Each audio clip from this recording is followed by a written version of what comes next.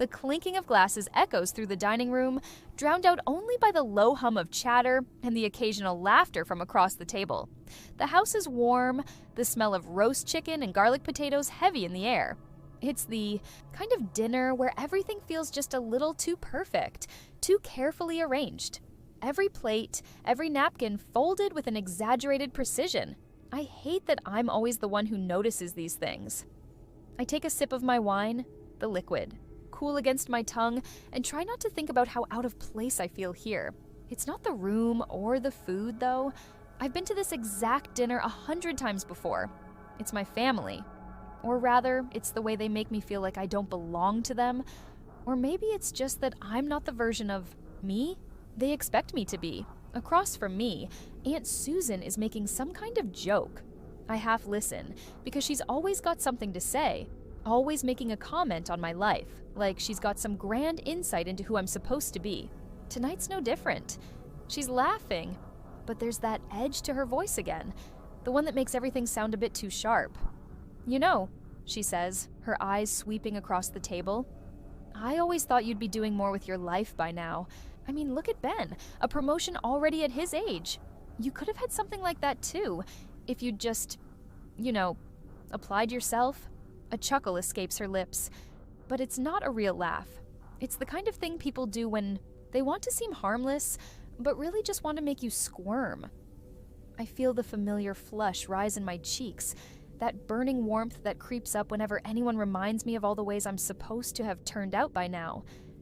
I glance at Ben, my cousin, sitting at the end of the table. He's grinning, nodding, soaking in the praise. I've never been able to figure out if he actually believes the hype about himself, or if he's just the kind of guy who can't resist an easy win. Either way, it doesn't matter. I try to laugh it off, just like always. A soft, polite laugh that I don't even feel anymore. The others around the table join in.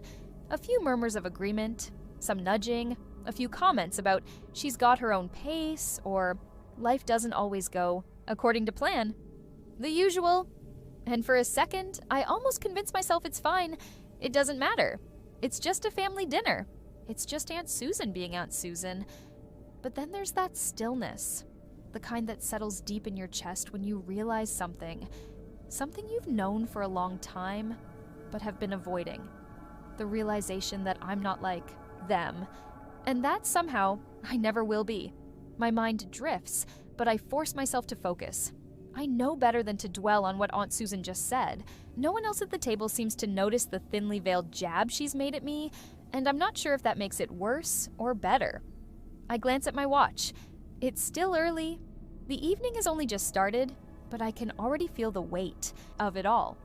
The weight of my family's expectations, the weight of the life they seem to think I should have, but don't. The weight of what's been left unsaid for so many years. I push the glass of wine away from me, my hand resting lightly on the stem. Maybe I should be happy for Ben. He's worked hard for his promotion after all. But part of me wonders what I've done with my life. Not because I think I've wasted it, but because I can't shake the feeling that I should have been doing something else. Something that feels more me. I just can't figure out what that something is. And that, I suppose, is the problem. Aunt Susan's voice cuts through my thoughts again. Well, it's all about ambition, isn't it? She says, her smile widening as she looks at me. Some people just have it. It's not for everyone. I force another smile, even though something inside me is starting to tighten. It's a small thing, a passing comment, but there's something in the way she says it, something in the way she looks at me that feels like a challenge, like she's daring me to prove her wrong, or maybe daring me to prove her right. I can't decide which would be worse. The words hang in the air for a moment. The others at the table continue their chatter, the conversation picking up where it left off, but I remain rooted in place. There's a strange quietness in my mind now, a growing awareness of how little I've said, how little anyone has ever asked. Maybe this is it. Maybe I've spent my whole life waiting for something to happen, for someone to notice, when the truth is, it's never going to happen. Not the way I want it to. Not unless I do something about it. The table bursts into laughter again. This time at something Ben said about his new office. I barely catch the words. but I can tell everyone else is hanging onto his every syllable, his every joke. He's the star of the show tonight, and I'm just the quiet cousin in the background, watching it all unfold. Aunt Susan lifts her glass and calls for a toast, her eyes meeting mine again. She raises her glass higher, almost as if she's waiting for me to join her. And in that moment, something shifts inside me, something deep and dark. The weight I've been carrying for years suddenly feels unbearable. Maybe it's the wine, or maybe it's just the years of holding my tongue, but I can't take it anymore. "You're right," I say, my voice startling even me with its steadiness. The entire table falls silent. I feel all eyes on me now. I should have left this family sooner. The words hang in the air, thick and final. I don't know where they came from, but once they've left my mouth, I can't take them back. The silence that follows my words feels suffocating.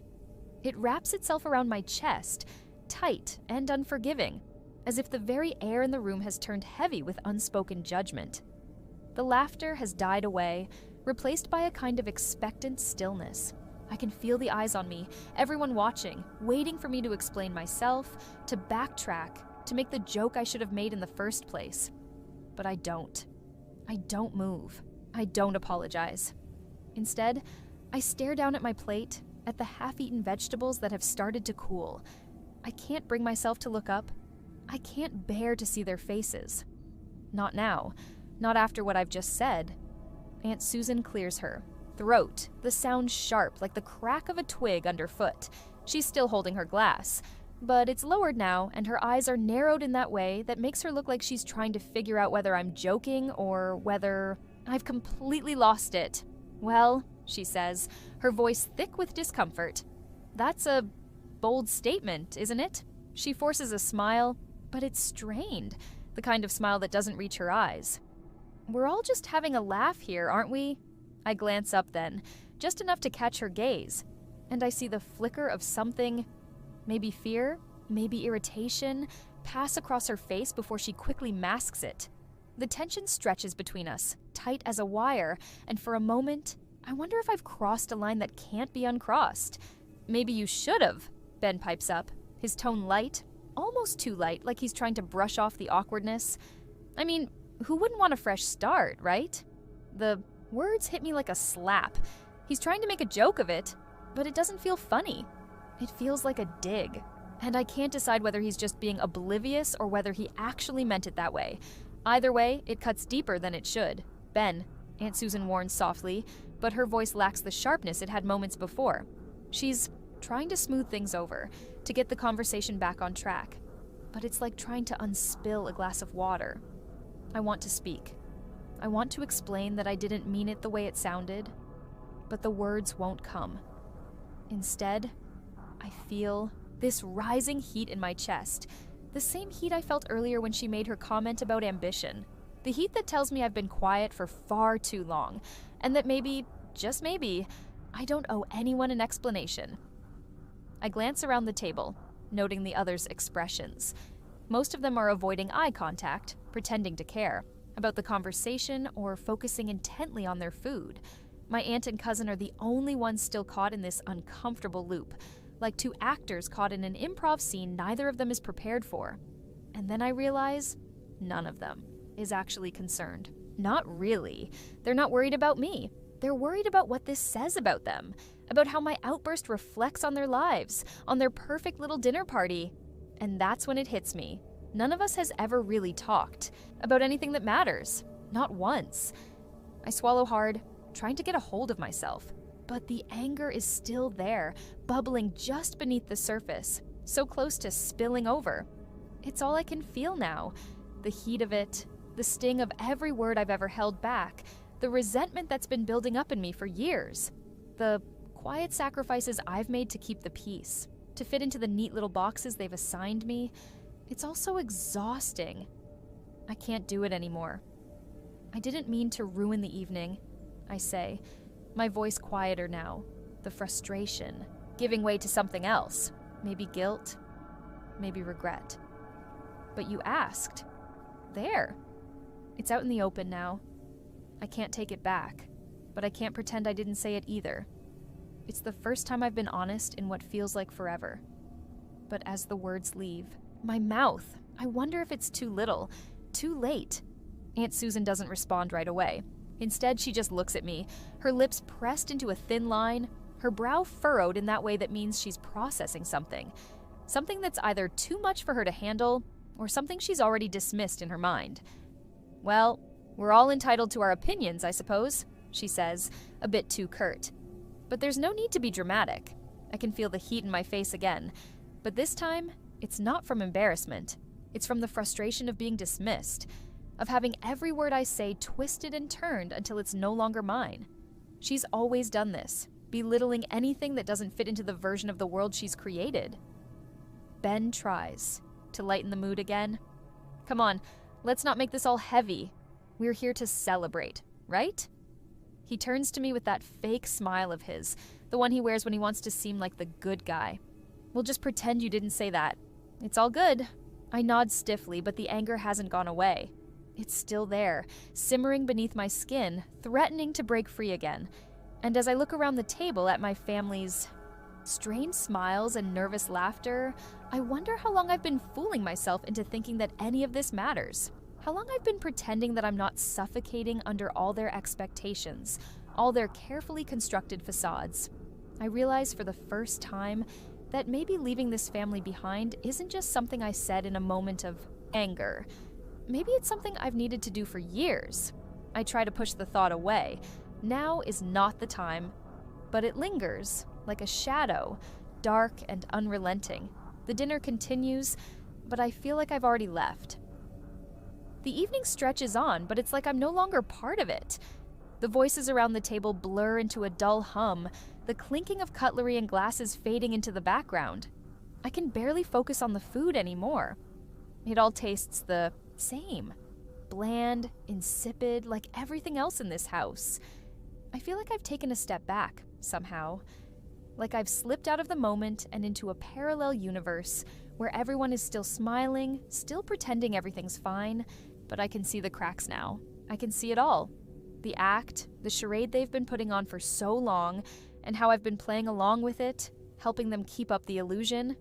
I wish I could go back and take back the words I said, but there's a part of me that doesn't. That part is still angry, still raw. I feel like I've been holding this bitterness inside for years, too afraid to speak up, too afraid of what might happen if I actually told them the truth. But now that it's out, I can't help but wonder, what was I so scared of? I push my plate away, and for the first time tonight, Aunt Susan doesn't say anything. She just looks at me, her gaze sharp, like she's trying to figure out if I'm about to explode again, or if I've already checked out mentally. I haven't exploded, though not yet. Instead, I sit there quietly, fighting the urge to get up and leave the room. The conversation continues around me, but it's all noise now. Nothing more. It's all the same rehearsed banter, the same questions about work, about life, about anything that doesn't matter. Ben is talking to Mum now, asking her how her latest project is going at the charity. His voice is polite, but there's an underlying tone of disinterest there. I notice it now, his lack of real curiosity about anyone. He's just playing the part too. The resentment builds again. I can't stop it. It's like a slow burn in my chest, one I've been ignoring for too long. This family, my family, doesn't really care about each other. They care about maintaining a certain image, about making sure everyone stays in line, stays comfortable, and doesn't rock the boat. I glance over at Aunt Susan, who is talking to Karen, my cousin's wife. They're exchanging pleasantries, the usual harmless chatter that fills the space when no one really has anything important to say. And I realize that's what this dinner has been. Just a filler. A way to distract us from the uncomfortable silence between us all. What am I doing here? The thought is almost jarring, but it feels like a revelation. What am I doing here, sitting at this table, pretending everything's okay, pretending I'm happy for Ben's promotion, for my aunt's, forced optimism for my mom's passive-aggressive praise of her perfect children? What am I really contributing to this facade? Nothing. I've been a part of it for too long, wearing the same mask they all wear. And for what? I can't do it anymore. I shift uncomfortably in my seat, and Karen looks up from her conversation, with my aunt catching my eye. She gives me a tight smile, the kind that says she's trying to understand my silence but doesn't quite know how.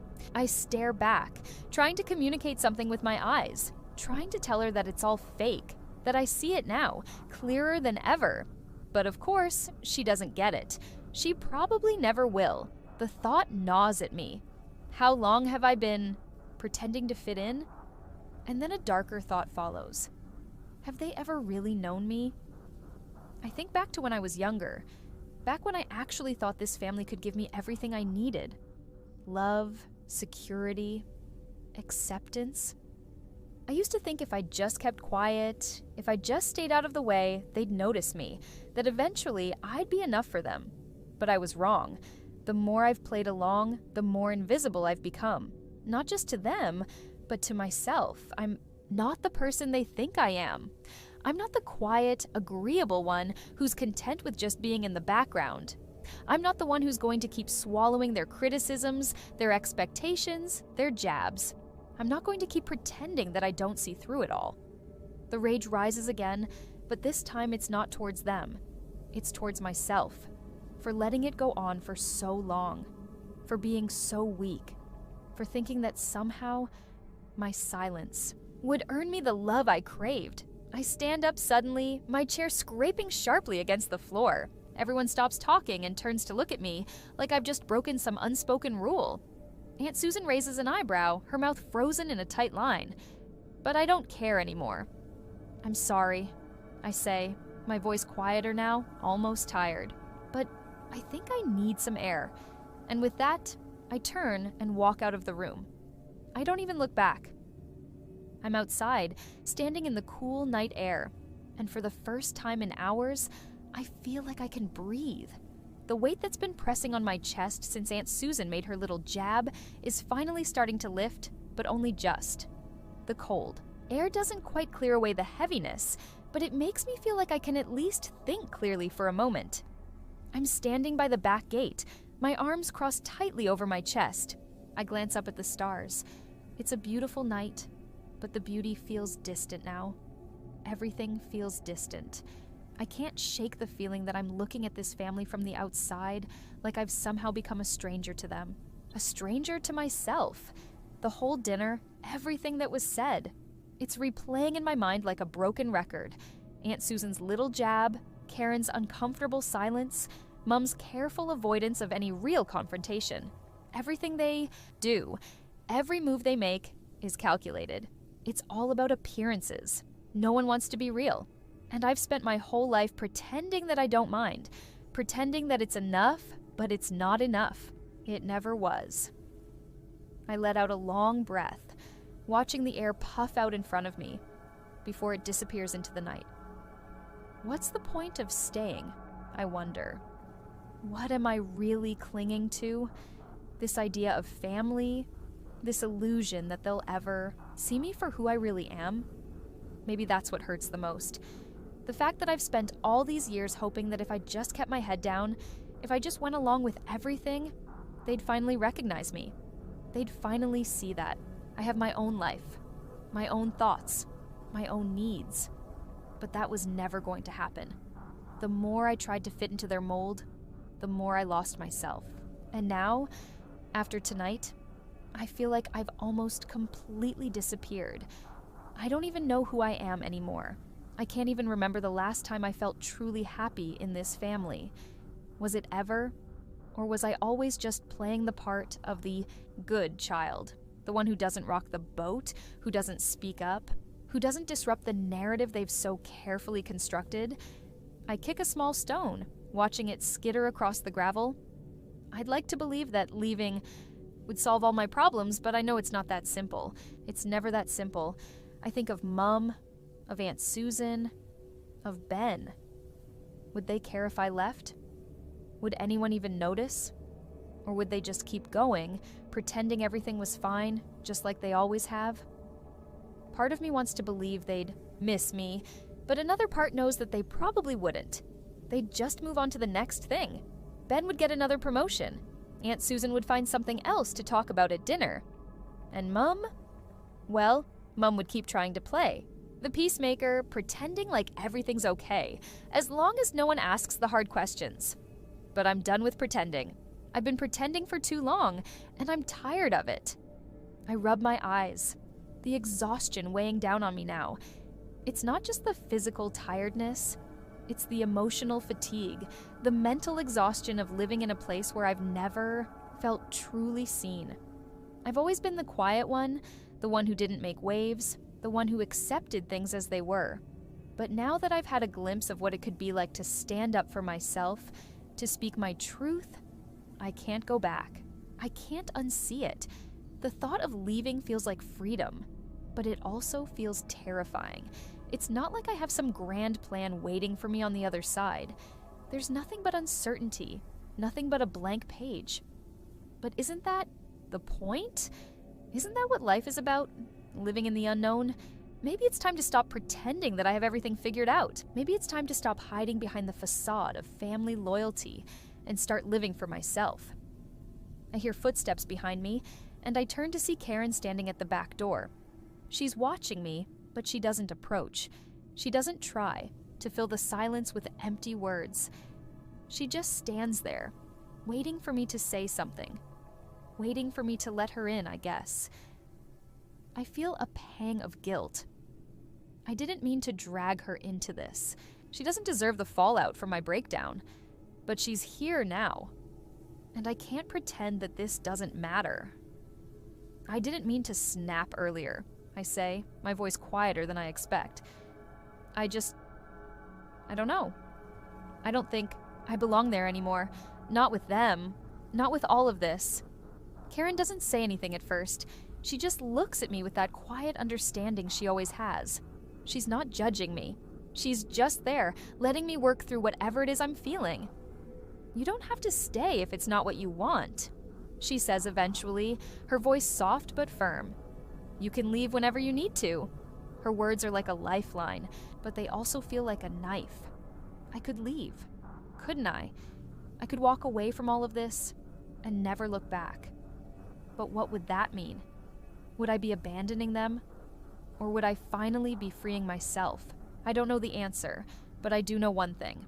I can't keep living in the shadows of this family. I can't keep pretending to be someone I'm not. And so, standing there in the cold night air, I make a decision. Not one that will fix everything, but one that will start the process of fixing me. I'm going to leave. The door to the kitchen creaks open behind me, and I brace myself for what's coming. I knew this moment would come eventually, but knowing it doesn't make it any easier. The tension from earlier still hangs in the air, thick like smoke. The chatter from the dinner table has died down, and now there's a heavy silence between us all. I take a deep breath before stepping back inside, my heart pounding louder than I want it to. Aunt Susan, Mum, Ben.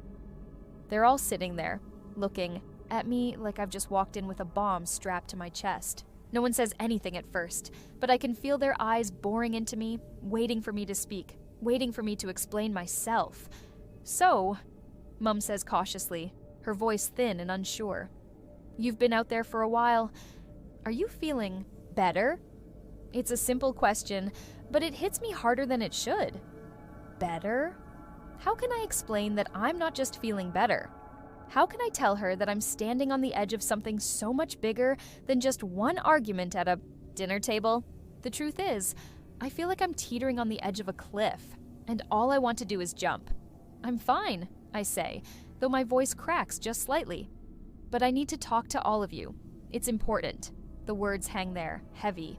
I see Aunt Susan's eyes narrow just a fraction, her smile fading. She knows something is coming. Ben's eyes shift nervously between me and Mum.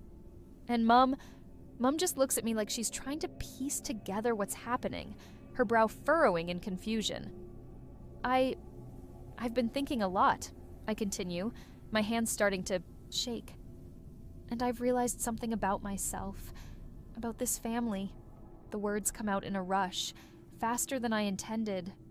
I can feel the panic rising in my chest, but I force myself to continue. I've spent my whole life trying to make everyone happy, trying to fit in, trying to do what's expected of me. but I can't do it anymore. I can't keep pretending that everything's fine when it isn't. I've been living in a version of this family that isn't real. It's a version of things that, well, that doesn't work for me. There's a pause, a heavy silence as my words hang in the air. I can feel the weight of their eyes on me, judging, questioning. It's like they're waiting for me to take it all back, to apologize, to tell them that I didn't mean it. But I don't. I'm leaving, I say, louder this time, more certain. Mum's eyes widen. What do you mean, leaving? You can't. Just leave. Her voice is soft, almost pleading, but there's a hint of anger there too. This is your family. We need you here. I swallow hard, biting my lip. It feels like I'm tearing apart the one thing that's held me together. For so long, but it's the only way to breathe again? I need to do this. For me. Aunt Susan scoffs, a sharp, bitter laugh escaping her lips. Oh, really? You think you're just going to waltz out of here and have everything magically get better? You're just going to leave your family because you don't like a few awkward comments? That's real mature. Her words sting more than I expected. The sharpness of her tone, the dismissive way she waves her hand at me like I'm a child, it's like I'm right back where I started, playing the role of the misunderstood one. I'm not leaving because of one argument, I snap back, my voice rising. I'm leaving because I've been invisible for too long, because I've been pretending to be someone I'm not, someone I never wanted to be. There's a long silence. The tension in the room is palpable, thick enough to choke on. I feel like I'm suffocating, like I've just put myself into a room full of people who will never understand what I'm trying to say. You can't just leave, Ben says quietly, his voice barely above a whisper. This is your life. It's not something you can just throw away. His words hit me harder than I expect, and for a moment I feel the weight of everything pressing down on me. Ben's always been the one to play by the rules, the one who did everything right. He's got his promotion, his perfect life, his tidy little box of expectations. And here I am, standing in the wreckage of everything I thought I was supposed to be. The guilt is suffocating, but I push it down. I have to. I'm not throwing my life away, I say, my voice steadier now. I'm finally starting to live it. There's another long pause. Mum's face is pale, her lips trembling slightly. I can see the hurt in her eyes, the disappointment, but there's something else there too. A recognition, maybe. Maybe she's finally seeing me for who I really am. She opens her mouth to say something, but the words don't come. She just looks at me helpless, like she doesn't know what to say. And for once, I don't feel like I need her to. I'm sorry, I whisper, the apology hanging in the air. I don't know if it's for them, for me, or for the whole damn situation. But it's all I can give. I turn and walk out the door, feeling the cold air on my face once more. I don't look back. Not this time. I stand at the edge of the driveway, my suitcase in hand. It's not much, just the essentials. A change of clothes, a few books, some toiletries. Everything else I've left behind. The house looms behind me, quiet now, like it's finally, accepting that I'm really doing this. The door I left open when I stepped outside remains untouched. No one has come after me. I'm finally alone, free from the suffocating expectations that have defined so much of my life. I take a deep breath, trying to steady the racing thoughts in my head. This is it, the moment I've been dreading, but also craving for so long.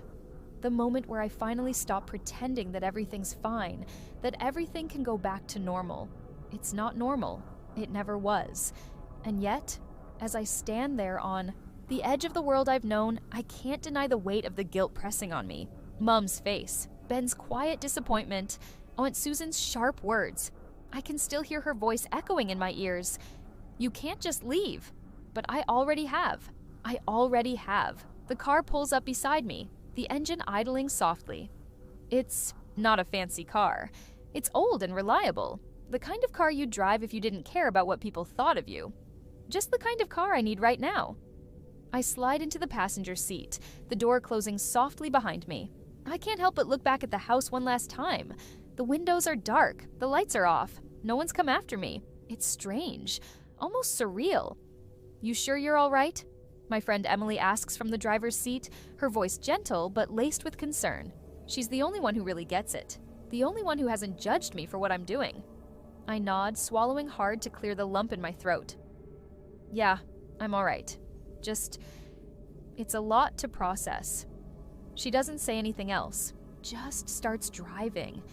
We pass the streets I've known my whole life, the ones I've walked so many times, but they feel different now. They look different, like they've changed while I haven't been paying attention. As we drive away, I feel a sense of finality creeping in. This is it. No going back. Where are we going? Emily asks, keeping her eyes on the road. I hesitate, looking out the window. For a long time, I didn't know what to do with myself. I didn't know where I was supposed to go or who I was supposed to be. But in this moment, I realized something. I'm going wherever I need to go, I say, my voice steady. I'm going to figure it out. For the first time in my life, I'm doing what I need to do. And that means figuring out what I want, not what anyone else wants. Emily gives me a sideways glance, a soft smile forming on her lips. You're going to be just fine. I know it. I nod again, this time more to myself than to her. The truth is, I'm scared, terrified even. But I'm also free. For the first time in so long, I don't feel like I'm living in someone else's shadow. I'm living in my own light. As we drive further away from the town, the weight on my shoulders begins to lift, bit by bit. The familiar sights blur into the distance, replaced by the unknown. And though I can't say I have all the answers, I finally know what it feels like to have a choice, to choose my life, to step into the future without the heavy hand of expectations, holding me back. The road stretches ahead of me, endless and open. I can go anywhere. I can do anything. For the first time in years, I'm excited. Scene 1. The apartment. Early afternoon. It's a typical afternoon. I'm walking up to our apartment, bags in hand, expecting to surprise him. I can already imagine the smile on his face when he sees me, arms wide, ready to whisk me away from whatever else is going on in his world. We've had our issues, sure, but who hasn't? We always find our way back to each other, right? As I fumble with my keys, the door creaks open. It's supposed to be locked. He's usually the first to come home, but it's not. The hair on the back of my neck stands up for some reason. My heart skips a beat. Maybe it's the stress from work, or maybe I'm just being paranoid, but I push the door open anyway. Inside, I hear laughter. It's not the kind of laugh we share. It's high-pitched, too bright, too forced. The kind of laugh you hear when people are trying too hard to convince themselves they're having fun. It's coming from the bedroom. I freeze for a moment, my hand still on the doorknob. A flood of confusion rushes through me. What could be going on? He's not supposed to be with anyone else. But maybe I'm just imagining things. Maybe it's not what I think. I take a breath and step forward. I push open the bedroom door. And then it all stops. The laughter. The air. Everything. There he is, my boyfriend, sitting on the bed with another woman. Her head rests on his shoulder, and they're tangled up in each other like it's the most natural thing in the world. The sight is so surreal that for a second, I think I'm dreaming. His eyes flick up to me. He doesn't even look surprised, just amused. A smirk creeps across his face like he's been expecting me, as if everything between us was so casual, so disposable. "Hey, babe," he says, casual as can be, like he's greeting me after a long day, not in the middle of this. "You're home early." I want to scream. I want to tear him apart, but instead, I just stand there, stunned. I feel like I'm suffocating, like I'm in a vacuum where everything sounds muffled and slow. I look at the woman who's still lying on his shoulder as though she has all the right in the world to be there. Her eyes are full of a kind of satisfaction, something I don't even recognize. And then he laughs. Not an awkward laugh or a nervous laugh. No, he laughs like he's in control of the entire situation. "You'll never leave me," he says, as if that's the punchline of some twisted joke. Like I'm supposed to laugh with him. Like he controls everything and I'm just some small piece of the game he's playing. My stomach churns. I don't know what's worse, that he's done this behind my back, or that he thinks so little of me that he can say something like that. That he's so sure that no matter what he does, I'll always be there. The laughter echoes in my ears, and I feel the weight of his words sink into my chest like concrete. "You'll never leave me." Something inside of me snaps. I don't know if it's the betrayal or the anger or the sheer humiliation of it all, but I know that I can't stay here. Not like this. Not with him. Not with her. I turn around, trying to swallow down the tears, trying to steady my breath. My heart is pounding in my chest, and I can hear him call after me, but I don't look back. I can't. I don't want to hear any more of his lies, his empty words. The door slams shut behind me, and I'm standing in the hallway trying to regain my composure. My hands are shaking, and for the first time in a long time, I feel completely lost. What the hell am I supposed to do now? Scene 2. The days after, I didn't go back to the apartment that day. Honestly, I wasn't sure where I went. I didn't really care either. All I could hear was his voice, mocking me in my head. "You'll never leave me." It was like a mantra, something I couldn't shake. I spent hours wandering the streets, letting the cold air cut through me. The fresh sting was a little better than the ache in my chest. I eventually ended up at my best friend Sam's place. She could tell right away something was wrong. I don't know if it was the way my eyes were red from crying or the fact that I just dropped all my bags at the door, but she didn't ask questions. She just pulled me in and wrapped me up in a blanket, not even bothering to tell me to explain. We didn't talk much. I couldn't talk much. How could I? How do you tell someone that you've just caught your boyfriend of 3 years cheating on you with a woman who wasn't even remotely apologetic about it? The rest of the day passed in a blur. Sam insisted I stay the night, and I didn't argue. I wasn't ready to face my apartment, the place where we used to be happy, where I thought everything was fine, where I thought I could trust him. But sleep didn't come easy. Every time I closed my eyes, I saw their faces. His, full of confidence. Hers, full of smug satisfaction. I tossed and turned all night, and by the time the morning light filtered in, I felt like a ghost. Sam made me breakfast, but I could barely eat. I picked at my toast, the bitterness in my mouth more than the taste of burnt bread. "Do you want to talk about it?" she asked after a long silence. I didn't. Not yet. Instead, I spent the next few days distracting myself. I didn't want to think about what had happened. But no matter what I did, I couldn't escape the weight of it all. I went back to the apartment the next afternoon, barely able to hold myself together. I had to get my things, right? Maybe even talk to him. Confront him. But the thought of him, of that situation, made my stomach twist into knots. When I walked through the door, it felt like everything in the apartment was mocking me. The couch we had picked out together, the half-empty coffee mugs, the photos of us in happier times. It was all there, sitting in front of me, like nothing had ever changed. But everything had. I knew that now. I wandered into the bedroom, hoping to find some shred of what was real. But there was nothing. Just the remnants of the life we built, together, and the stench of betrayal that seemed to linger in the air. I started packing my things, throwing clothes into a bag, trying to ignore the tightness in my throat. Then I saw it. A letter. It wasn't just any letter. It was a pile of unopened envelopes. Bills. His name was on all of them.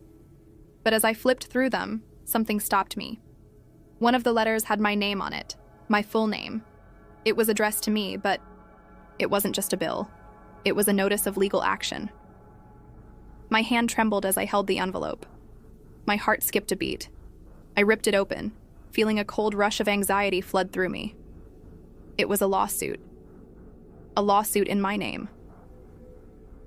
I stared at the document in disbelief. He had used my name to rack up debts, to open accounts, to make purchases.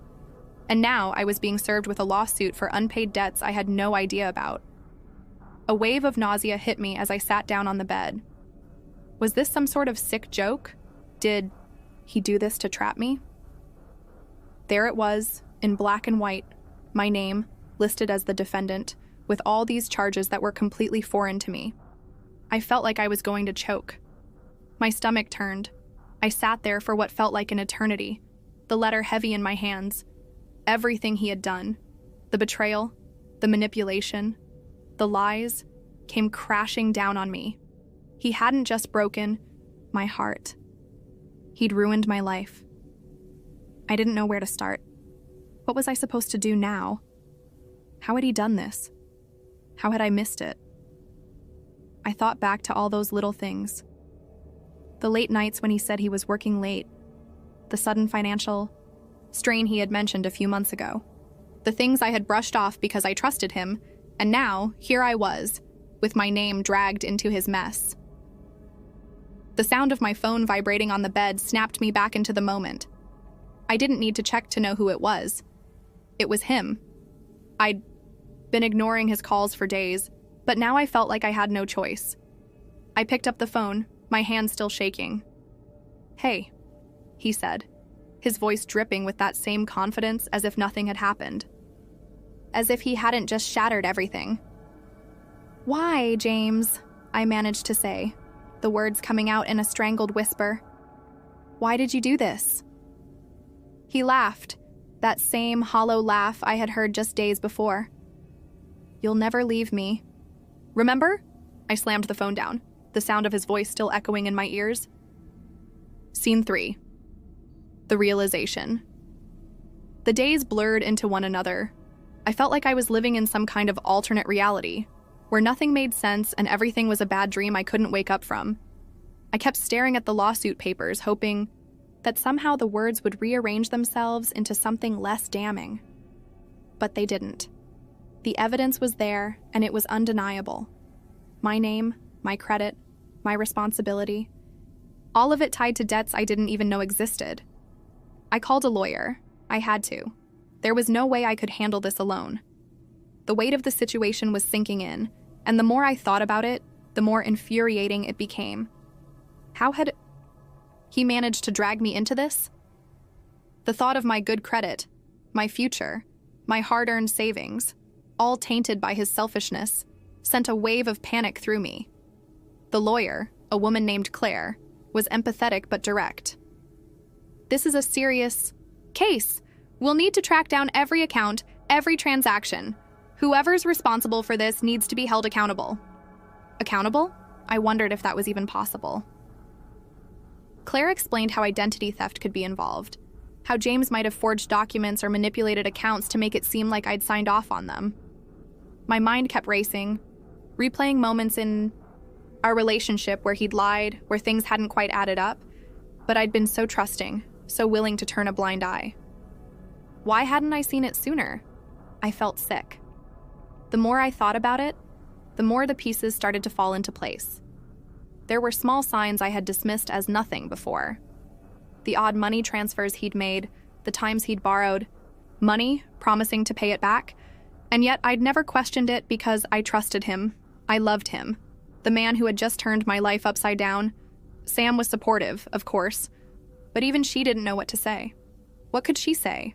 She was as angry as I was, but I wasn't sure what was worse, being betrayed in such an intimate way or having no idea how long it had been going on. Then came the call I hadn't expected. It was from James. He'd left me a voicemail while I was speaking with Claire, and I couldn't avoid hearing it. The sound of his voice, calm and too collected, made my blood boil. "I know you've probably seen the papers," he said, his tone casual, like we were just having a normal conversation. "But listen, I'm just trying to keep us both afloat. Here, you're making this into something it doesn't need to be." I almost threw my phone across the room. How could he be so cold, so unaffected by what he had done? I pressed play again, needing to hear more. Maybe I was hoping for some kind of explanation, but instead, I got the same dismissive tone. "Don't worry about the lawsuit, babe. I'll handle it. You just focus on, taking care of yourself." He paused as if considering something, and then added, "I'll be fine. But you might want to start packing up." Packing up? I didn't know what to think. Was he trying to make it sound like he was doing me a favor by dragging me into his mess? I could barely comprehend what he meant. The weight of his words was like a slap to the face.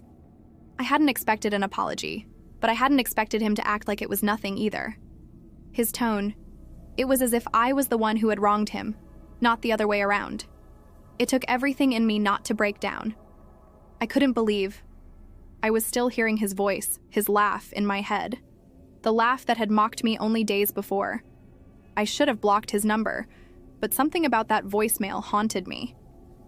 It was like he was the one in control now. Like he knew I had no choice but to go along with whatever game he had been playing.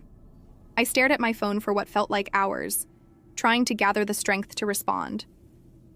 But what could I say? How could I explain to him that he had just shattered my life, that I had trusted him more than anyone else? That this wasn't just about a breakup anymore, it was about taking back control of my future.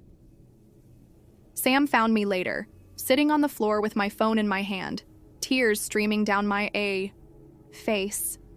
She didn't ask questions. She didn't have to. She just held me while I let the weight of it all settle in. "I'm going to fight this," I whispered. "I'm going to fight him. I don't care what it takes. I'm not going down like this." It was the first time I had felt anything close to strength in days. I was angry. I was furious. And for the first time, I realized I wasn't just heartbroken anymore. I was done being his victim. Scene 4. Grit and determination. The days after I received those papers were a blur. My head was spinning with all the details Claire and I had gone over. Bank accounts I didn't open, loans I didn't apply for, credit cards with my name on them, but no memory of signing a single thing. The feeling of betrayal ran so deep I couldn't even look at my reflection without wondering how I had allowed this to happen. How had I been so blind? But every time I felt that wave of self-doubt creep in, I remembered what James had said in that voicemail. "You might want to start packing up." The nerve of him. That was the turning point. It wasn't just that he'd dragged me into his financial mess. It was that he had the audacity to talk to me like he still held power over me. Like I was supposed to bow down and accept whatever consequences came my way. I wasn't going to. Let him get away with it. The phone call with Claire had been a wake-up call. We were going to fight back. I didn't care how long it took or how much effort it took from me. I was done being passive. I had to take control, and I was going to start by digging through every detail of those debts, every receipt, every transaction. I spent hours at the kitchen table, papers spread out in front of me, trying to piece together exactly how deep this rabbit hole went. The more I looked, the more it became clear that James had been operating in the shadows for months, maybe even longer. And what chilled me to the core was the thought that I might have been a partner in his scheme all along, without even knowing it. Sam was there too. She'd brought over coffee, her eyes wide with disbelief when I told her just how extensive it all was. She couldn't believe James had the nerve to do something like this. But then, we both knew how smooth he was. The charm, the confidence. He'd used it all to manipulate me. And I hadn't seen it. "We'll get him," Sam said firmly, as if trying to reassure me, and maybe herself too. I nodded, even though the lump in my throat made it hard to speak. "We will. I'm not going down without a fight." That night, I stayed up late, too late, digging through old files and documents. I called my bank to start tracing some of the fraudulent charges, but everything felt like a dead end. Every time I found something that linked back to James, it only confirmed what I already feared. This wasn't an accident. He had planned this carefully, with methodical precision. The real blow came the next morning. As I was staring at my bank statements, trying to make sense of the chaos, I received another call. This time, it was from a collection agency. "We've been trying to reach you regarding outstanding debts on several accounts," the voice on the other end said, the tone cold and robotic. "The total amount due is $15,000, and we need to discuss payment options." I froze, my heart stopping for a beat. $15,000? "Wait," I said, trying to steady my voice. "I don't know anything about this debt. I didn't open these accounts. The voice on the other end didn't care. "The name on the account matches yours. We suggest you take this seriously. Legal action may be taken if payment is not made immediately." Before I could respond, the line clicked dead. I slammed the phone down, my hands shaking. $15,000. How had this even happened?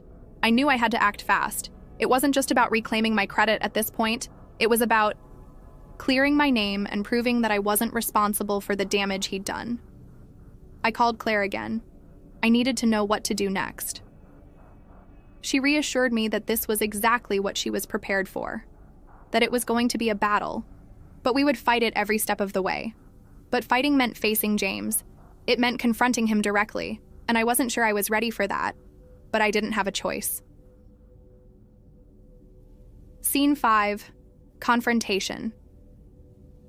By the time I got to his apartment, I was a bundle of nerves. I had made up my mind to confront him, but the reality of it was different from what I'd imagined. My hands were sweating as I rang the doorbell, and my stomach churned. The silence that followed seemed to stretch on forever. But finally the door opened, and there he was, standing in the doorway, like nothing had changed, like he hadn't just destroyed my life. "Hey, what's up?"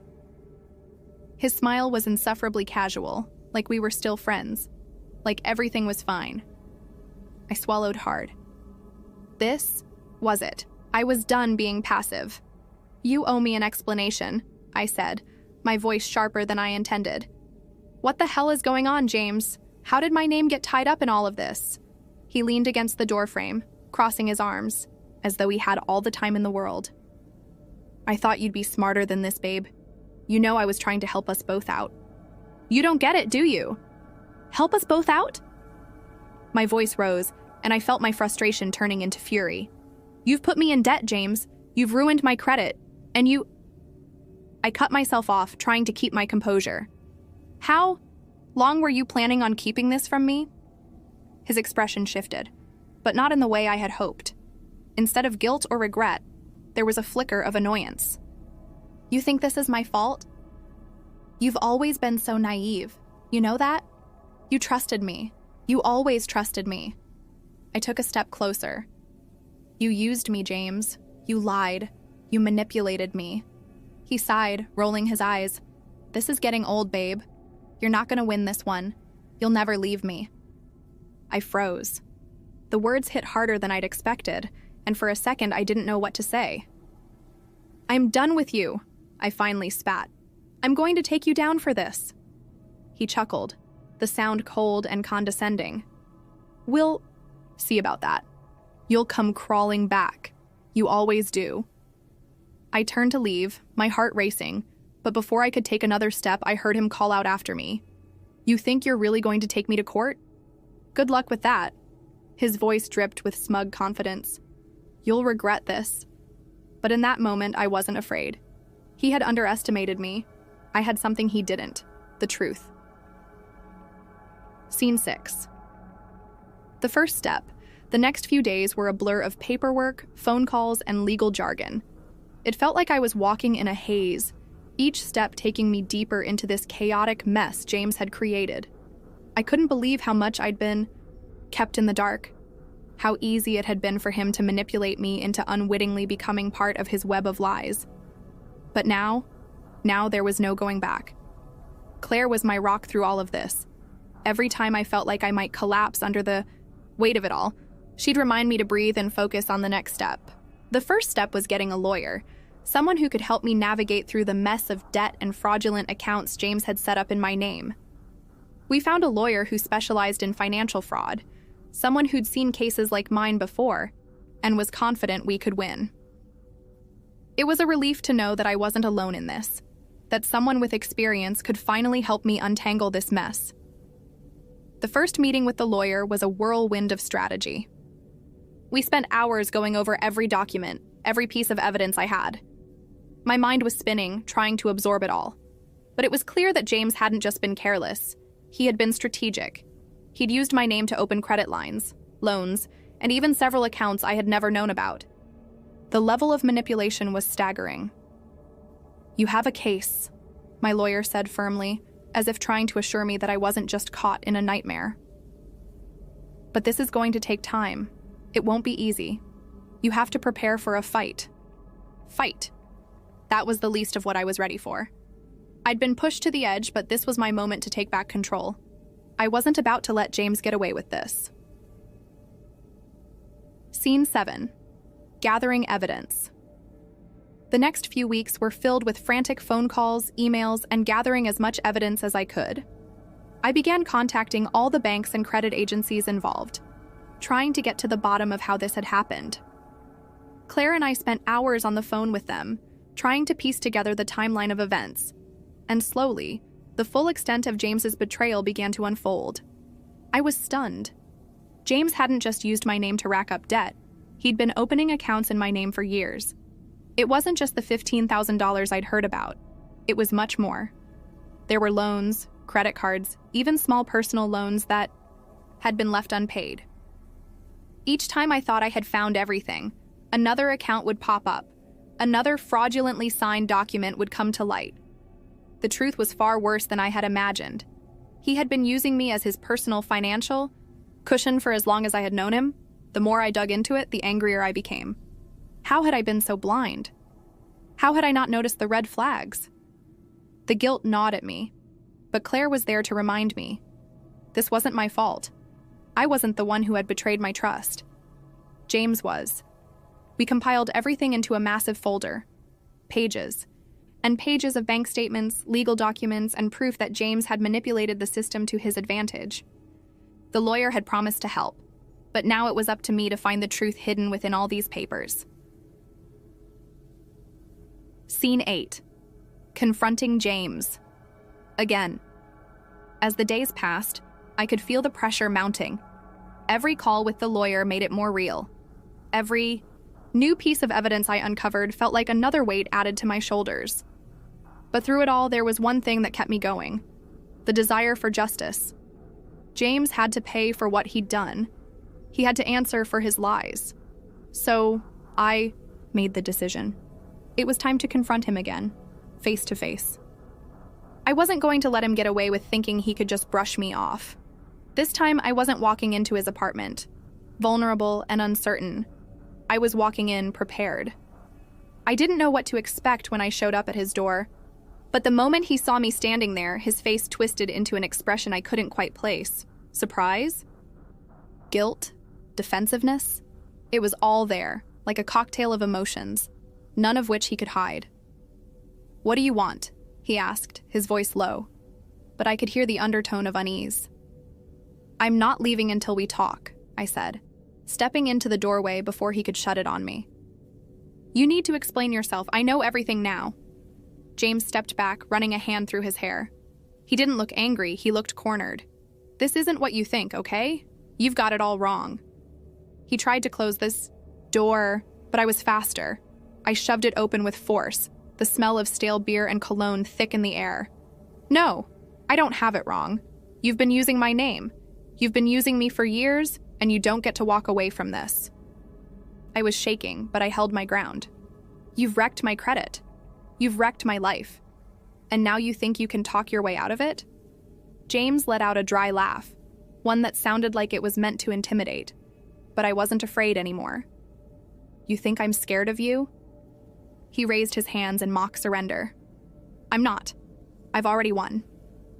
"No, you haven't," I said, my voice steady, even if my heart was pounding in my chest. "I've got lawyers, James. I've got proof. You'll be paying for this. You'll be paying for a long time." There was a long pause as his eyes flickered with something I hadn't seen before. Panic. "You think you can just take me down? You think you can win against me?" He stepped closer, his jaw clenched. "I don't think I can win. I know I can." I turned to leave, my words hanging in the air.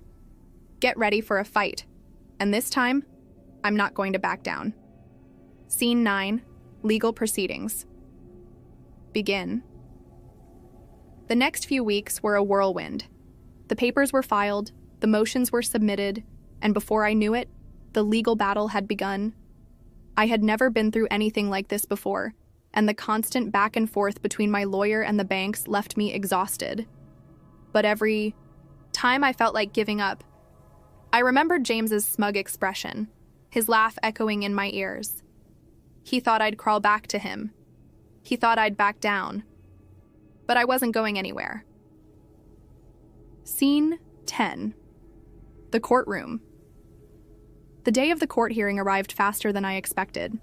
My stomach churned as I walked into the courthouse, every step feeling heavier than the last. I had no idea what to expect, no idea how this would all unfold, but I knew one thing for sure. I wasn't going to let James walk away from this unscathed. I sat in the waiting room with Claire, trying to calm my nerves, but it felt like the walls were closing in on me. The sheer weight of everything I had uncovered about James, the lies, the manipulation, the betrayal, had become almost too much to bear. But I couldn't back out now. I had come too far. The door to the courtroom opened, and my lawyer stepped out, his expression serious. He gave me a small nod as though to reassure me before we both walked in. James was already there, sitting at the defendant's table, his eyes glued to his phone. He didn't even look up as we entered, that cocky attitude of his, as though nothing could touch him, still lingering. But now I saw him differently. His arrogance had a thin veneer, and it was cracking beneath the surface. I took my seat beside my lawyer, and the proceedings began. The judge entered, and the room fell silent as she took her place. The air was thick with tension. "Let's get started," the judge said, her voice firm. "Mr. Reynolds, you stand accused of fraud, identity theft, and financial manipulation. How do you plead?" James looked up from his phone, blinking for a moment as if he hadn't been paying attention. Then he leaned forward in his seat. "Not guilty, Your Honor." The words came out of his mouth with such confidence, but I could see the flicker of uncertainty in his eyes. I could almost hear the crack in his voice, even though he was trying to play it cool. My lawyer stood, ready to present the case. "Your Honor, the evidence is clear. Mr. Reynolds has been using my client's identity to open fraudulent accounts, rack up significant debt, and leave her financially burdened. We have proof of his actions, including bank statements, contracts, and records of the unauthorized accounts." He looked over at James, then back at the judge. "This is not a case of misunderstanding or mistake. Mr. Reynolds deliberately and maliciously manipulated my client for his own personal gain." James's lawyer jumped in at that point, but I wasn't listening. I could barely focus on the arguments, the legal jargon swirling around me. All I could think about was the betrayal. All I could think about was how James had taken everything. From me, my trust, my money, my peace of mind, and now he was sitting there like he was untouchable. Scene 11. The turning point hours passed in a blur of back and forth arguments, and still, nothing seemed to shift. It felt like an eternity as both sides presented their cases, but then finally, it was my turn to take the stand. As I stood up and made my way to the witness box, my heart raced. The moment I had dreaded was finally here. But when I faced the judge and the room, something inside me shifted. This wasn't just about getting justice anymore. This was about taking back my life. The judge's gaze softened slightly as I began to speak. I told my story, how James and I had met, how things had seemed perfect at first, and how I had never suspected anything was wrong. I spoke about the small signs, the things I'd ignored, the red flags I'd been too blind to see. I told them how I had discovered the truth, how I had uncovered the web of lies he'd built around me. When I finished, there was a moment of silence in the courtroom. It felt as though the weight of my words had settled over the room. I could feel James's eyes on me, but I didn't flinch. I had nothing to fear anymore. The judge looked over at James, her expression unreadable. "Mr. Reynolds," she said, her voice icy. "Do you have anything to say in your defense?" James shifted in his seat. He opened his mouth, but no words came out at first. Then he cleared his throat, trying to regain some semblance of composure. "This is all a misunderstanding," he began. "I never meant for any of this to happen. But the judge cut him off. "Mr. Reynolds, I've heard enough. Your actions are clear. and the evidence speaks for itself. Scene 12. The verdict. The final moments of the trial were a blur. The judge deliberated for what felt like an eternity, but when she finally returned to the courtroom, there was no mistaking the gravity of what was about to happen. Mr. Reynolds, you are hereby found guilty of fraud, identity theft, and financial manipulation. You will be held accountable for the debts you've accrued in Ms. Harper's name, and restitution will be made to her. The words rang out in the courtroom, and for a moment, everything went silent. It felt surreal. But as I glanced at James, I saw the once unshakable facade crumble. He looked defeated, his bravado gone, replaced by a look of sheer panic. The judge continued, outlining the details of his sentencing and the financial restitution he would have to pay. There was no escape for him now. He was going to pay for what he had done. Scene 13. The aftermath. Walking out of the courtroom, I felt an overwhelming sense of relief. It wasn't just the fact that I had won. It was the fact that I had stood up for myself. I had faced the person who had tried to break me and come out stronger. The road ahead wasn't going to be easy. There would still be legal battles to fight, debts to settle, and a long process of rebuilding my life. But I had taken the first step, and that was everything. I looked over at Claire, who was standing beside me, a small but proud smile on her face. "You did it," she said. "Yeah," I replied, taking a deep breath. "I did." Scene 14. Moving on in. The weeks that followed, the weight of it all began to lift. James's manipulations, the chaos, the uncertainty, bit by bit, it all started to fade away.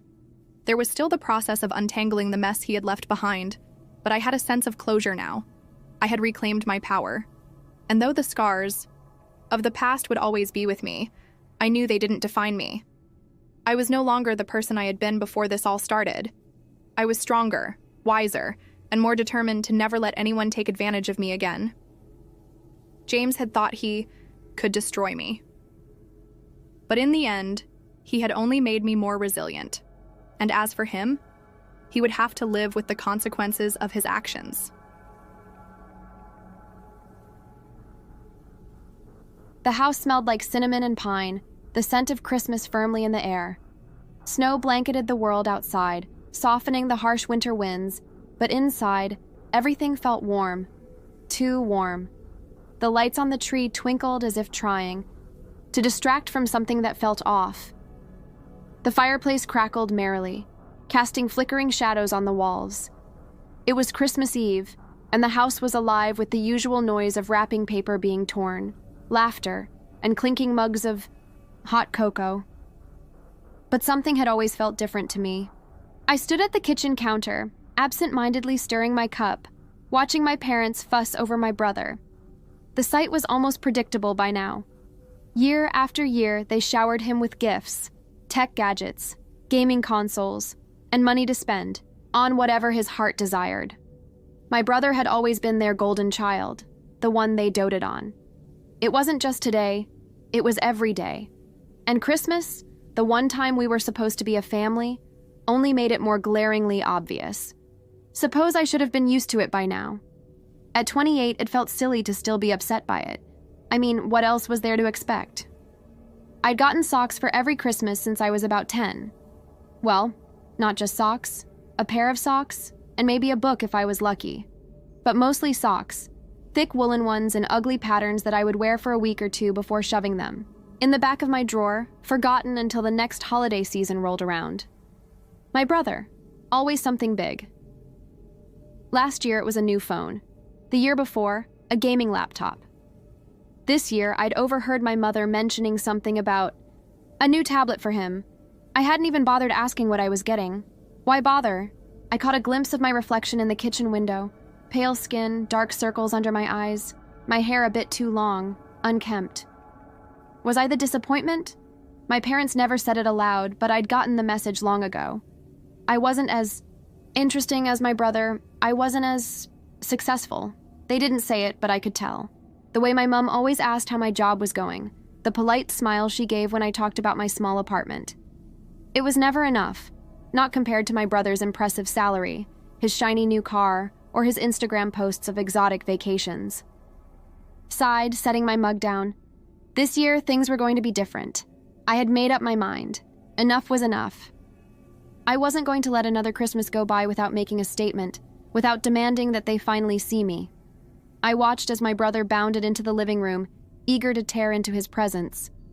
His excitement was almost unbearable. The way he beamed as he ripped through wrapping paper with a joy I could never quite replicate. The smile on my mother's face made my chest tighten. It was like she was looking at him and not me. Again. As if there was something special about him that I would never understand. I shifted uncomfortably. My parents hadn't yet acknowledged me, not in a way that felt personal or meaningful. It was as if I didn't matter much, even on Christmas. I quickly brushed off the thought, don't let it ruin tonight. It wasn't like I wasn't grateful. They had raised me, fed me, given me a roof over my head. But year after year, I'd gotten the sense that, in their eyes, I was just okay. A daughter who didn't shine as brightly as their son. Right, it's your turn, my dad said, pulling me from my thoughts. He smiled warmly as he handed me a package wrapped in faded Christmas paper. Here you go, love. It was the same every year. That polite, too cheerful smile, the same level of enthusiasm he reserved for any gift he handed over. No special flair, no excitement like he had for my brother's presents. I smiled back, nodding. Thanks, Dad, I murmured, tearing open the wrapping. As expected, it was a pair of thick woolen socks, blue this time, with snowflakes on them. A deep sigh lingered in my chest as I forced a smile and slipped the socks onto my lap. I glanced at my brother, who was already fawning over his tablet, his fingers flying over the screen, and I suddenly felt the weight of my life, this Christmas, on my shoulders. I could have buried the frustration. I could have just laughed it off, pretended it didn't hurt, like I had in all the years before.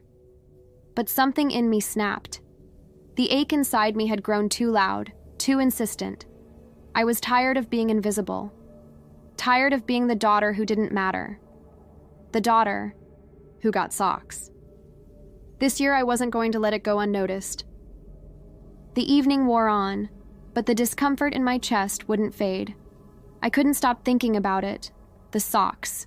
The same stupid, predictable gift. The very thing that had always made me feel like I was the lesser child. I shifted on the couch, my gaze flickering to my parents, watching them as they shared in my brother's excitement. I didn't need to look at him to know he was already posting pictures of his new tablet to social media. The pride in my parents' eyes was so obvious it hurt. I tried to focus on the conversations around me, but my mind was elsewhere. The weight of my own frustration felt like an anchor, pulling me down. And then my mom caught my eye.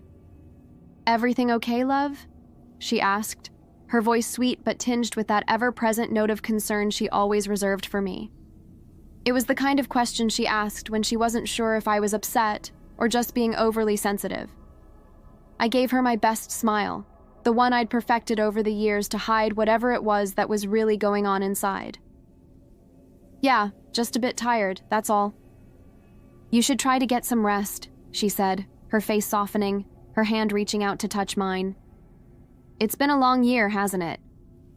It had been a long year, yes, but not for the reasons she thought. The year hadn't been long, because of some deep personal growth or reflection, or because I'd been busy building a life. It had been long because every minute of it had been spent feeling overlooked. A quiet resentment had built up over the months, layer by layer, and now it was threatening to burst through. But I didn't say that. I just nodded, pretending everything was fine. I didn't have the words, and even if I did, I wasn't sure if I would use them. What would be the point? What could I say that wouldn't come off as bitter or ungrateful? And that's when I realized. The truth was, I had been waiting for years for them to see me. I had been waiting for some grand acknowledgement, for some magical moment when they would finally understand how much I longed for their attention, how much I craved the feeling of being their priority, just once, even if only for a few minutes. But that moment never came. And that was the problem. As I sat there pretending to sip from my mug of cocoa, I watched my brother's face light up with each new gift, with each new comment of admiration from my parents. I'd gotten nothing like that in years. There were no gasps of awe when I shared my accomplishments, no words of pride, no genuine interest in the things that mattered to me. I wanted to scream. I wanted to say, "Don't you see me? Don't you see that I've been here all along, trying my best, and yet I'm always the afterthought?"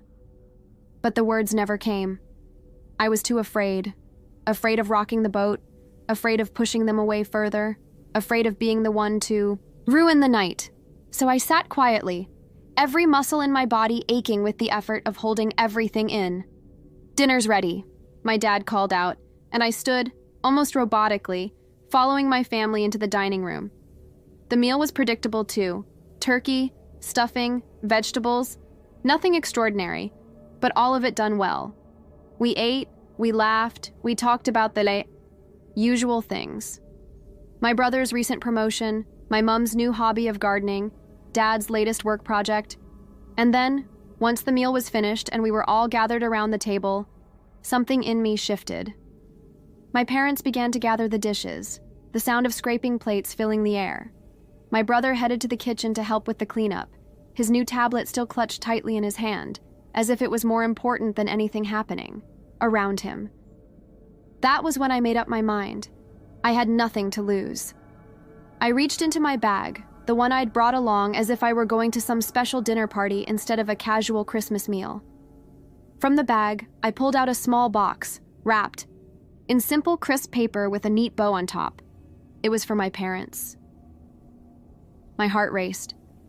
This was the part where it could all go wrong, where they could misunderstand my intentions. I'd never done anything like this before.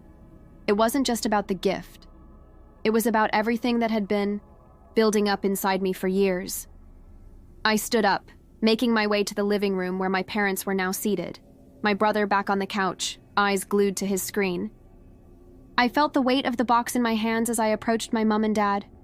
"Here," I said softly, handing it to them. "I've got something for you both." They looked up, surprised, then exchanged glances. My mom reached for the box first, her hands unwrapping it carefully, as though she were handling something fragile. Inside was a framed photo, a picture of my new home, small, modest, but mine. A home that was everything I'd worked for, everything I'd achieved on my own. I watched as they took it in, my mom's expression unreadable, my dad's eyebrows furrowing slightly. "Is this..." My dad's voice trailed off. "It's my new place," I said, my throat tight. Then, I pulled out the small note from the box. A simple one, written in the same neat handwriting I'd used for years. It wasn't much, just a few words. "This is the last Christmas you'll ignore me." The silence in the room felt unbearable. My parents stared at the note for a long moment, the weight of my words hanging in the air.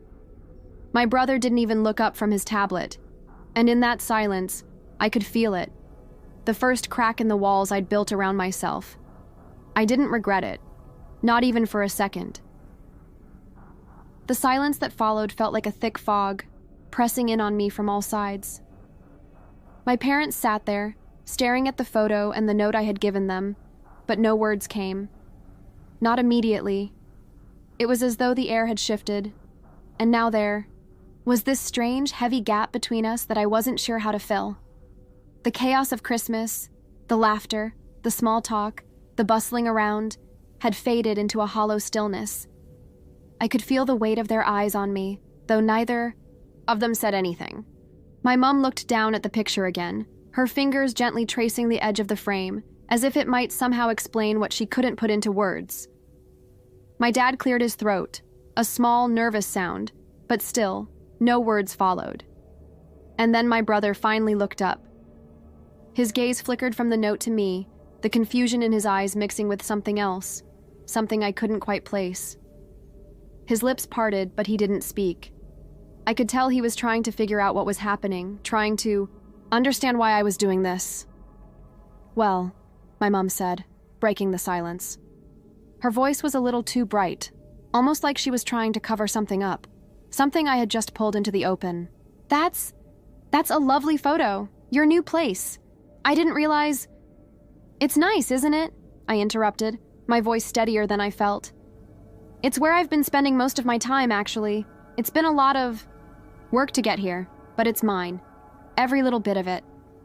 The words hung in the air, and I could see my mom trying to digest them, to understand why I was suddenly showing this side of myself, this side I'd kept hidden for so long. But there was no easy answer. There was no smooth transition from all the years of being the overlooked child to this moment, where I was finally demanding to be seen. I'm proud of you, she said quietly, almost too quietly. I heard it, and I felt a strange pang. It was something I'd waited to hear for so long, but it didn't feel the same now. It felt too little, too late. I didn't want her pity. I didn't want her sympathy. I wanted recognition, I wanted validation, and most of all, I wanted to know that I mattered. Not just as the second child who always got the hand-me-downs, but as someone who had built something from nothing. I'm not looking for praise, I said sharply, maybe a bit more forcefully than I intended. I'm not some charity case. I've been doing this all on my own. The words came out before I could stop them. My dad looked at me, his brow furrowing. Darling, we're just trying to understand, he said, his tone soft but tinged with confusion. We didn't realize you felt this way. The thing was, I wasn't entirely sure I had realized it until now. Until I was sitting there, watching them take in my note, the photo, the weight of the years that had built up between us, and finally, feeling like I was standing in my truth. I'm not angry, I said, taking a deep breath. I'm just tired. I'm tired of being invisible. The words hit harder than I expected, and for a brief moment, I wondered if I had made a mistake, if I had gone too far. But then I looked at their faces, their shocked, slightly hurt expressions, and something in me hardened. No, I hadn't made a mistake. It had been long overdue. My brother shifted on the couch, looking between all of us like he wasn't quite sure what was going on. He was the golden child, the one who always seemed to get it right, the one who never had to ask for anything. I could tell he wasn't used to seeing me like this, vulnerable, raw, not putting up the front I'd so carefully maintained for years. So, this is what? My brother asked, his voice hesitant. A statement? It's not a statement, I replied, my voice steady. It's just a truth. Well, I think it's a bit much, he muttered, his eyes darting between me and our parents. I mean, we're just trying to enjoy Christmas, right? Why do we have to turn it into whatever this is? I felt my pulse spike at his words. The dismissiveness in his tone cut through me like a knife. It was as if he hadn't heard a single thing I'd just said, as if this moment, this small rebellion against years of silence, was just some dramatic outburst. I wanted to argue with him, to tell him that he would never understand, that he was so wrapped up in his own world of tech and privilege that he couldn't see the cracks in mine. But I didn't. Instead, I clenched my jaw, determined not to let him drag me back into my role of the quiet, ignored sister. Sometimes, I said slowly, people need to make their voices heard, even if it's uncomfortable, even if it's Christmas. My brother didn't reply, but I could see the wheels turning in his head. He wasn't used to this side of me. Neither of them were. They'd always seen me as the quiet one, the one who didn't cause a fuss. But now I wasn't the same person anymore. I couldn't be. My parents exchanged another glance. My mom opened her mouth, closed it, then opened it again, unsure of how to navigate this strange new dynamic between us. I just wish... She trailed off, the words unspoken, but I knew what she meant. She wished things could be simpler, that this moment of revelation didn't have to happen, that everything could just stay the same. But I couldn't go back. I couldn't pretend anymore. This Christmas wasn't like any other. It wasn't about the socks or the gadgets or the expectations. It was about something deeper, something I had buried under years of silence. And no matter how much they wanted to avoid it, I wasn't going to let them ignore me anymore. The next few moments felt like an eternity. My brother had gone quiet, his eyes now fixed on his phone, as if he could escape from this conversation by scrolling through the latest tech updates or whatever new gadget he was obsessing over. My parents, though, were still processing the words I had thrown at them. I could see the wheels turning in their minds, but I couldn't tell if they were trying to understand or simply trying to figure out how to react. Their confusion hung, heavy in the air, like an unspoken apology that neither of them was ready to make. "I didn't mean for this to be an attack," I finally said, my voice softer now. I wasn't angry anymore, but the emotions I had unleashed still felt raw, like an open wound. "I just want you to see me, really see me. Not just as the second child, not just as the one who always gets the leftovers." There was a long pause. My dad shifted in his seat, leaning forward slightly. His hands, which had been resting on his knees, now clasped together. His eyes met mine, and for the first time in a long while, I felt like he was really looking at me. Not the daughter who always played the background role, but me, the woman who had been living her own life, quietly struggling, quietly thriving.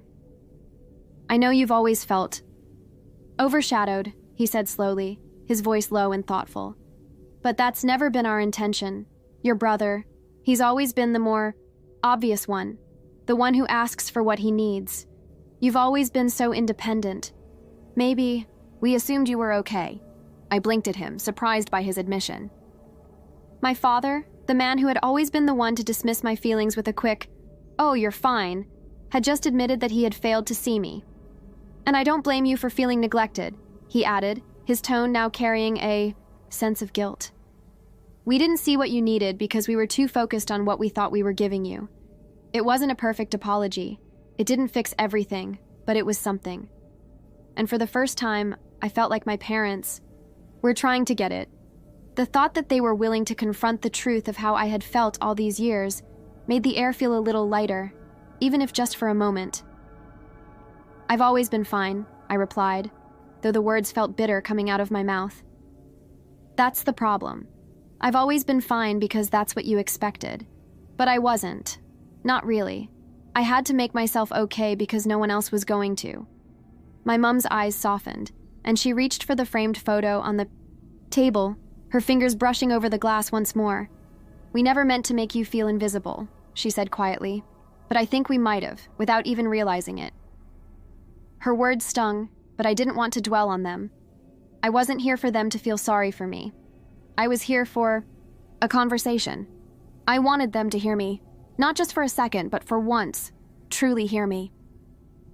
"I get it now," I said, standing up from the couch and pacing the room a little.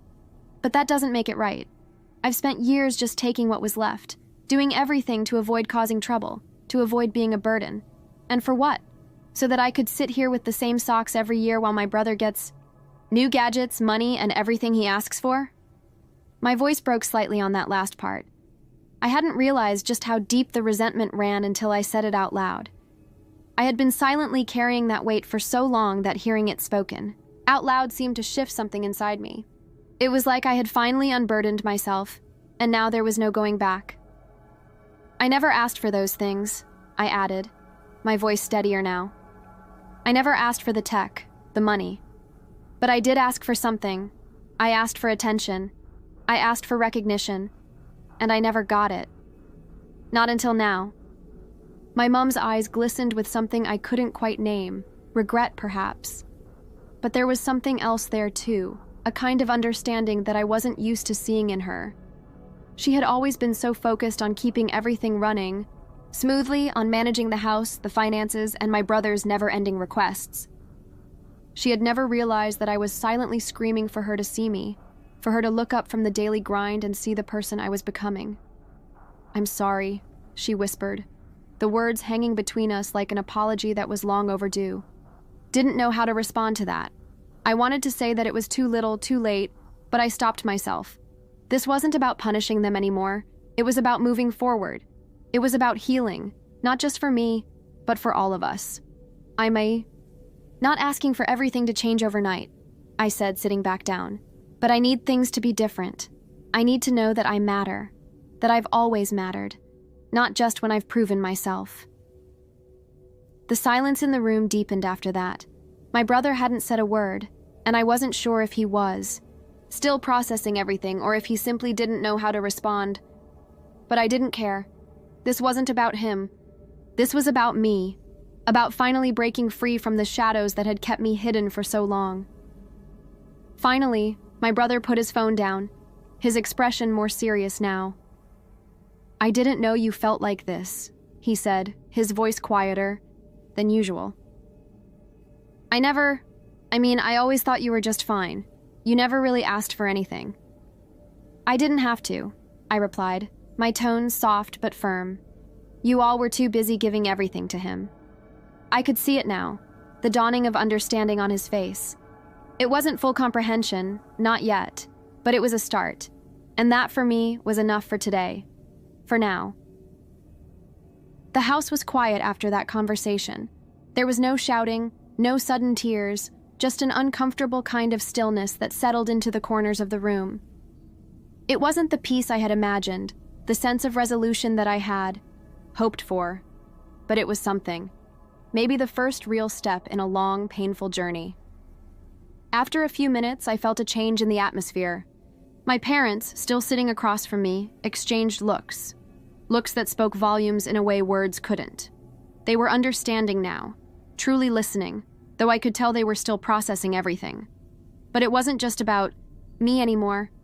It was about the whole family, about the way we had all silently accepted the roles we'd been given without questioning them. "I think we've all been neglecting something," my dad said, breaking the silence. His voice was steadier than before, but still tinged with regret. "Maybe not just you, but all of us. We've become comfortable in this routine, haven't we? We never thought to check in with each other, to really ask what anyone needed beyond the surface." I nodded, my chest tightening as I fought the urge to cry. This wasn't easy. It wasn't meant to be easy. But hearing him say that, hearing the truth in his words, made something inside me crack open. "I've been so focused on keeping everything together," my mom added, her voice quieter now, almost apologetic. "On making sure you all had what you needed, I guess I forgot to ask what you wanted. What you needed from me.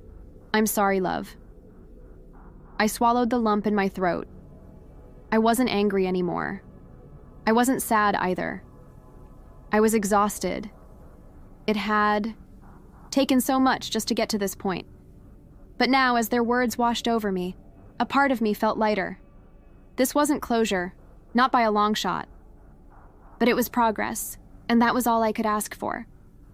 "It's all right," I said, my voice steady. "It's not about the gifts or the money or any of that. It's about seeing me. Really seeing me. I've been waiting for this moment for so long, and now that it's here, I don't want it to slip away again. Not this time." I stood up from the couch and walked over to the photo on the table, the one I had handed to them earlier. My new home, my new beginning. It wasn't much, just a modest little house in a quieter part of town. But it was mine. Finally, I had something that was just for me, something that couldn't be compared to anyone else's achievements or possessions. And somehow, that meant more than anything else I had ever done. "This," I said, picking it up. "This is my step forward. I don't need your approval anymore. I've built my life on my own terms, and I'm not going to let anything or anyone take that away from me. Not even you." I didn't say it with bitterness. I didn't say it with anger. I said it with the calmness of someone who had finally come to terms with their own strength. And for the first time, I didn't feel the need to justify it. My brother shifted uncomfortably in his seat, breaking the silence that had fallen once more. "I never realized you felt so isolated," he said slowly. "I didn't mean to ignore you." I could see that he was trying, and I appreciated that. I didn't expect a complete transformation overnight, but this was the beginning of something real. Something I could build on. "I know," I said, offering him a small smile. "But I can't keep carrying this weight. I can't keep pretending like everything is fine when it's not. I need to be seen for who I am, not just who I've been." There was a long pause after that. My parents sat there, their faces thoughtful, as if they were finally grappling with the enormity of what I had just said. And then, without warning, my dad stood up, walked over to me, and placed a hand on my shoulder. "You've been patient for a long time, haven't you?" he said, his voice soft but sincere. "Maybe it's time we started showing you the same. Patience." I felt the tears I had been holding back begin to well up, but I held them in check. This wasn't about tears. It was about change. It was about the promise of something different, something better, for all of us. "I'll try to do better," my mom said, her voice shaking slightly. "I know I've failed you, but I'm here. Now, we're here." And that was it. The words I had been waiting for. The ones that finally made me feel like I wasn't invisible anymore. I nodded. "That's all I ever needed," I whispered. We stood there for a long time, the four of us in the living room, in this new space we had carved for ourselves. It wasn't perfect. It wasn't even close to perfect.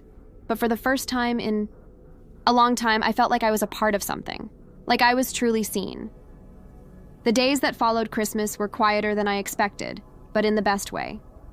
The tension that had filled our house for so long seemed to dissipate, replaced by something gentler, something unspoken but understood. My parents were trying, really trying, to be more present, more involved in my life, and in turn, I was learning how to let them in. I still wasn't sure what the future would look like, or how we would all move forward, but one thing was certain. I no longer felt like I had to carry the weight of our family dynamics on my own. In the weeks after that Christmas, I found myself thinking back to that moment when I handed them the framed photo. It had been so simple, but it felt like the final key to unlock a door that had been closed for far too long. Maybe, just maybe, they had needed that little jolt of reality. Maybe they needed to see the person I had become, the person I was fighting so hard to be, before they could truly understand me. I was still figuring out my own place in the world, still carving out the life I wanted for myself, but the first steps had been taken, and that was enough for now. One afternoon, a few weeks after Christmas, I was sitting in my living room, scrolling through a magazine as the sunlight streamed through the window. The house was quiet, no kids running around, no constant hum of family life, just me, alone in my space. It felt peaceful, secure. The doorbell rang, and I stood up, surprised. I wasn't expecting anyone. I opened the door to find my mum standing, there, holding a small, neatly wrapped box in her hands. "Hi," she said, her voice warm. "I thought we could talk, just the two of us, if you're up for it." I smiled. "Of course. Come in." We settled in the living room, and she handed me the box. I raised an eyebrow, confused, but she simply smiled. "I've been thinking about what you said, about how we never really saw you. I'm sorry it took me so long to get it." Her voice faltered slightly, but she held my gaze steadily. "I want to make up for that." I opened the box carefully, expecting something small, maybe a token of apology. But inside was a silver bracelet, delicate and simple, with a small charm in the shape of a house. "I thought it might be something meaningful," she said quietly. "A symbol of this new chapter. A reminder that I'm here now. I'm not perfect, but I'll try." I felt my throat tighten, the emotions threatening to spill over. It wasn't just the gift, it was everything behind it. The apology, the understanding, the quiet, steady promise that she would try. "Thank you," I whispered, my voice thick. I don't know what to say." "You don't have to say anything," she replied, her smile softening. "Just know that I'm here, and I always will be." And just like that, something shifted between us again. The walls that had stood between us for so long weren't gone, but they were crumbling. Slowly, gradually. In time, they would fall, entirely, but for now, we were finally building a foundation that could hold us up. Later that evening, after my mom had gone, I sat alone in my living room, the silver bracelet in my hands, and reflected on everything that had led me here.